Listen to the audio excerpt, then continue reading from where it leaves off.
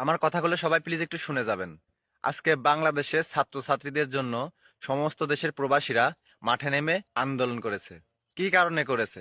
কারণ একটাই, যে সমস্ত প্রবাসী দেশে থাকা ছাত্রছাত্রী ভাইদেরকে মনে প্রাণে ভালোবাসে তার জন্য করেছে। শুধু তাই নয়, বাংলাদেশের ছাত্রছাত্রী ভাইদের একটা দাবি ছিল প্রবাসীদের কাছে, সেটা হচ্ছে রেমিটেন্স বন্ধ করে দাও। তো প্রবাসীরা সে কথাটাও রাখছে, ছাত্রছাত্রী ভাইদের জন্য আন্দোলন করেছে, ছাত্রছাত্রী ভাইদের জন্য রেমিটেন্স বন্ধ করে দিয়েছে। আর এই আন্দোলন করতে গিয়ে আমার 57 জন প্রবাসী, দুবাই প্রবাসী 57 জন ভাই আজকে জেল হাজতে।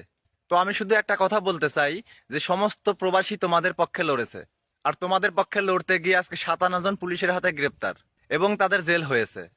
তো আমি শুধু একটা কথাই বলতে চাই, যে আজকে তোমাদের পাশে দাঁড়াতে গিয়ে, তোমাদের জন্য লড়তে গিয়ে, তোমাদের কথা রাখতে গিয়ে দুবাই প্রবাসী 57 জন কলিজার ভাই বিরাদার আজকে জেল হাজতে বন্দী। আর এদের এই বিপদের সময় এখন তোমাদের পাশে দরকার। তোমরা যেভাবে ঠিক প্রবাসী